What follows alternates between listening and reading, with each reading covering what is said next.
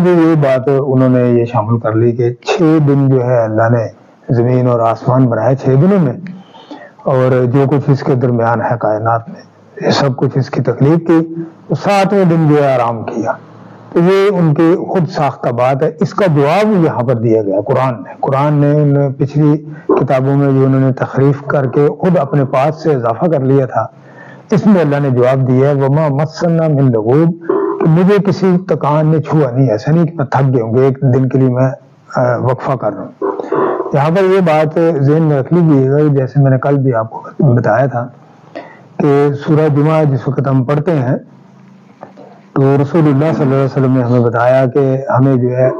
ایک دن جو ہے مجھے دیا گیا ہے خصوصی عبادت کے لیے، لوگ سارے اکٹھے ہوں کسی بڑا جگہ کے اوپر یا پھر کوئی بہت بڑی مسجد ہے تو وہاں پر، تو یہ اللہ کا شکر ادا کریں، اس کا احسان مانیں کہ اس نے یہ اسلام جیسی نعمت جو ہے مجھے اور آپ کو عطا کی۔ تو اس کے لیے اکٹھے ہونے کے لیے ایک جگہ جو ہے زیادہ بڑا مجموعہ ہو جمعے والے دن، یعنی ایسے منایا جائے اس کو جیسے عید ہوتی ہے، غسل کرنا اور صاف ستھرے کپڑے پہننا، خوشبو لگانا، جو کچھ بھی میسر ہو انسان کے پاس، اور لباس بھی چاہے پرانا ہو مگر صاف ستھرا اور اچھا ہو، خوب اہتمام کر کے تو اس کو نماز جمعہ کو ادا کیا جائے۔ یہ ہمیں رسول اللہ صلی اللہ علیہ وسلم نے بتایا اور خود بھی اسی بات کے اوپر وہ عمل کرتے رہے، اور یہ بات جو انتہائی اہم ہے۔ تو فرمایا کہ اذا نودی للصلاۃ من یوم الجمعہ، جب تمہیں جمعے والے دن نماز کے لیے پکارا جائے، نودی للصلاۃ من یوم الجمعہ فسعوا الی ذکر اللہ، تو سارے کام کا چھوڑ دو اور اللہ کے ذکر، اللہ کی یاد کی طرف جو ہے آ جاؤ، یعنی کام بند کر دو اور آ جاؤ۔ اور علماء نے اس کے بارے میں باقاعدہ کہا ہے کہ نماز جمعہ کی ادائیگی کے درمیان اول تو اصولاً یہ بات ہے، بعض علماء کا کہنا ہے کہ تمام نمازیں 5 وقت کی جو نماز ہے اس نماز کے دوران جو بھی کاروبار ہوگا وہ حرام ہوگا، یعنی یہ چونکہ اللہ کا حکم ہے کاروبار کو بند کر دو، کام کاج بند کر دو، اس وقت حلال جو تجارت تم کر رہے ہو وہ بھی حرام ہو گئی، اسے بند کر دو اور الی ذکر اللہ، اللہ کے ذکر کی طرف آ جاؤ، اسے یاد کرنے کے لیے آؤ، اسے رکوع اور سجدہ کرنے کے لیے آؤ، جس مقصد کے لیے وما خلقت الجن والانس الا لیعبدون، کہ میں نے جنوں اور انسانوں کی کس مقصد کے لیے ان کی تخلیق کی ہے، پیدا اس لیے کی ہے کہ یہ میری عبادت کریں۔ تو جو عبادت نہیں کر رہا تو وہ مسلمان ہے یا مسلمانوں کی عبادت وہ سمجھ رہے، وہ اس کی اپنی مرضی ہے، بہرحال یہ فیصلہ اس کا تو اللہ قیامت والے دن ضرور کرے گا، اور یہ لازم ہونا ہے، ایسا فیصلہ ہونا ہے، عدالت اللہ کی لگنی ہے اور تمام جنوں اور انسانوں کے فیصلے وہاں پر ہونے ہیں۔ تو فرمایا کہ فسعوا الی ذکر اللہ، کی یاد کی طرف آؤ، ذکر اللہ، اللہ کی یاد کی طرف آ جاؤ، نماز کی طرف آ جاؤ۔ وَإِذَا قُضِيَتِ الصَّلَاةُ، یہ کل بھی میں نے یہ بات بیان کی تھی آپ کے سامنے سورہ جمعہ کی، کہ جب نماز سے فارغ ہو جاؤ وَابْتَغُوا مِنْ فَضْلِ اللَّهِ، اور پھر تلاش کرو اللہ کا فضل جو ہے، پھر تم کاروبار کرو، کام کاج کرو، اس میں زمین میں پھیل جاؤ اور اللہ کا فضل جو ہے وہ تلاش کرو۔ اور آخر کے اوپر جا کر اسی سورہ میں بتایا کہ یہ جو دنیاوی جو چیزیں ہیں، جو تجارت کی تم ڈر خوف ہے کہ میں کہیں کمی نہ ہو جائے اس ٹائم میں، اس لیے کہ ظہر کا عصر کا یہ 2 اوقات تو اہم ہوتے ہیں کہ جس میں لوگ جو ہے وہ مشغول ہوتے ہیں کاروبار میں یا کام میں، تو وہ نہیں چاہتے کہ ہمارا یہ نقصان ہو کاروبار کا اس دوران، یہ جو 15-20 منٹ یا آدھے گھنٹے کا جو وقفہ ہے، مگر یہ ہے کہ اگر آخرت چاہیے تو یہ برداشت کرنا ہوگا۔ آخر پہ جا کر کہا کہ واللہ خیر الرازقین، کہ اللہ ہی سب سے بہتر رزق دینے والے، رزق تو اس کے پاس ہے۔ اصل چیز ہے کہ جو اہل ایمان ہے وہ یہ بہت بڑی نعمت ہے جس کسی انسان کو مل جائے، وہ کیا ہے؟ وہ قناعت پسندی، کہ جو کچھ اللہ نے دیا پروردگار تیرا احسان ہے، تیرا شکر ہے، ہاں جدوجہد کرے، کوشش کرتا رہے، کاروبار کرے، چاہے نوکری یا جاب ہے، جو بھی کاروبار تجارت جو بھی کر رہا ہے اس کے لیے جدوجہد جاری رکھے، کوشش جاری رکھے، جب تک اس جسم میں روح موجود ہے، جب تک انسان زندہ ہے، اپنی جدوجہد اور کوشش کرتا رہے حصول حلال رزق کے لیے، یعنی اس حصول کے لیے کہ وہ رزق حلال جو ہے اپنے خود بھی اور اپنے بال بچوں کو، اپنے اہل و عیال کو یہ کما کر جو ہے وہ کھلائے گا۔ اور اصل زندگی جو ہے وہ آخرت کی ہے، یہ نہیں ہے، یہ تو آزمائش کے لیے بھیجا ہوا ہے مجھے اور آپ کو اللہ نے، اصل زندگی وہ آخرت کی زندگی ہے۔ اس دنیا میں چاہے لوگ سمجھے کہ یہ تو جناب ناکام لوگ ہیں، وہ سمجھتے رہے، مگر وہ جو قرآن کا جو قاری ہے، جو قرآن کو سمجھ کر پڑھنے والا ہے اور رسول اللہ صلی اللہ علیہ وسلم کی جو سیرت مبارکہ ہے اس کا مطالعہ کرنے والا ہے، جسے یہ بات معلوم ہے وہ لوگوں کی اس معاملے میں کوئی پرواہ نہیں کرے گا. وہ یہ سمجھتا ہے کہ اصل زندگی تو آخرت کی ہے, لہٰذا اس دنیا میں یہ لوگ جو دنیا دار ہیں مجھے ناکام سمجھتے ہیں تو سمجھتے رہیں, یہ ان کی مرضی ہے.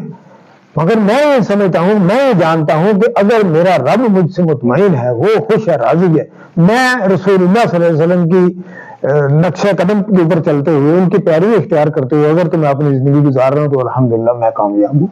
میں اور آپ ہم کامیاب ہیں. اگر تو ہم اللہ کا حکم اور رسول اللہ صلی اللہ علیہ وسلم کی سیرت کے اوپر چل رہے ہیں, کوشش کر رہے ہیں ہم, تو پھر ہم کامیاب ہیں, کوئی پریشانی والی بات نہیں. تو یہ جواب جو یہاں پر دیا گیا کہ وما مسنا من لغوب, ہاں کسی تکان نے مجھے جو ہے وہ چھوا نہیں ہے. یہاں پر یہ بھی بات ذہن میں رکھ لینی چاہیے, یہ چونکہ انسانوں نے خود فیصلہ کر کے ایک دن چھٹی کا بنا لیا ہوا ہے, تو بہرحال اس میں کوئی, میں سمجھتا ہوں کوئی شرعی حکم نہیں ہے ایسا. اگر کوئی کر لیتا ہے تو اس کی اپنی مرضی ہے, یا پھر کوئی ریاست یا کوئی ملک کوئی فیصلہ کر لیتا ہے کہ جی ایک دن جو ہے لوگ آرام کر لیں, چھٹی کر لیں, گھر کے جو دیگر جو معاملات جو کام ہے وہ کر لیں, وہ ایک الگ بات ہے, یہ کوئی ایسی بات نہیں ہے. بہرحال جو بنیادی جو اصل بات تھی کہ جو لوگوں نے خود اپنے پاس سے اللہ کے بارے میں کہہ دیا تھا کہ یہ اس نے ایک دن جو ہے چھٹی کی اور 6 دن میں زمین اور آسمان جو ہے تخلیق کیا, یہ بات ٹھیک نہیں ہے. اس کا جواب اللہ نے یہاں پر دیا ہے. فاصبر علی ما یقولون, یہ جو باتیں آپ کو کرتے ہیں نبی صلی اللہ علیہ وسلم, آپ ان کی باتوں کے اوپر صبر کیجیے. یہ آپ کو باتیں کرتے ہیں تو یہ آپ کے بارے میں جو باتیں کر رہے ہیں آپ اس کے اوپر صبر کیجیے. وسبح بحمد ربک قبل طلوع الشمس وقبل الغروب, اور اپنے رب کی تعریف کے ساتھ پاکیزگی بیان کرو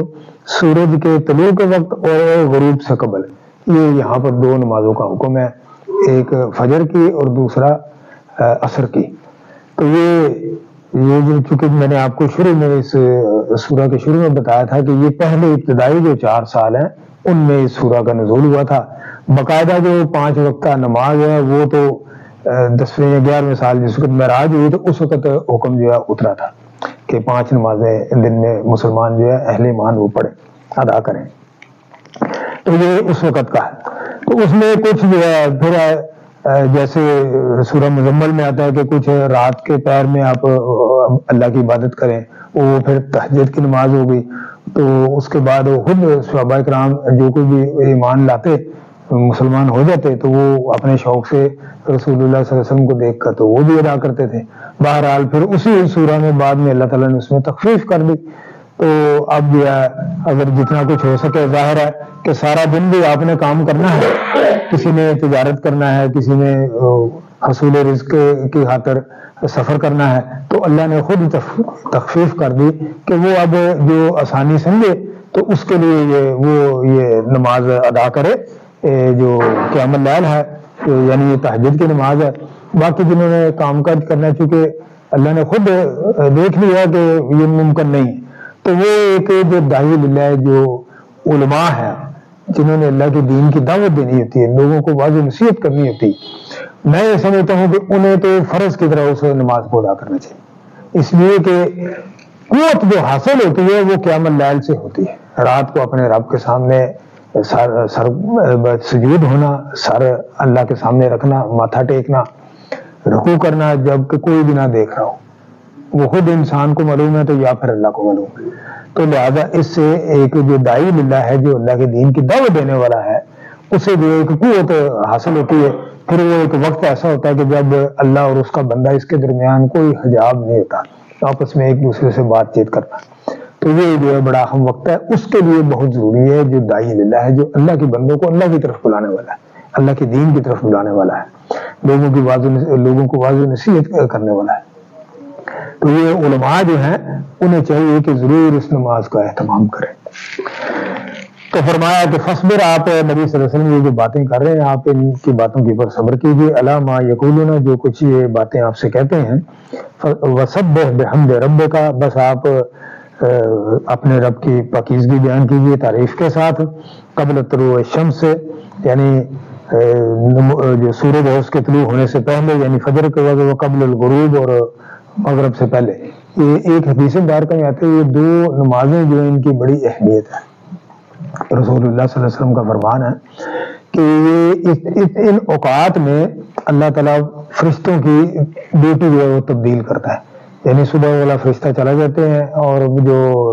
شام والے فرشتے ہیں وہ واپس آ جاتے ہیں. تو وہ روزانہ کی بنیاد کے اوپر اللہ کو رپورٹ پیش کرتے ہیں کہ تیرا بندہ یہ کیا کر رہا تھا, آج یہ تیرا بندہ کیا کر رہا تھا. جو کہ خود اللہ کے اپنے علم میں بھی ہے, مگر اس کے باوجود جو ہے ان سے رپورٹ بھی طلب کرنی فرشتوں سے. تو یہ دونوں اوقات آپ دیکھیں گے, فجر کا اور عصر کا, یہ کم و بیش جو 24 گھنٹے کا دورانیہ ہے اس کے درمیان آتا ہے. 12 گھنٹے کے بعد فجر اور عصر کم و بیش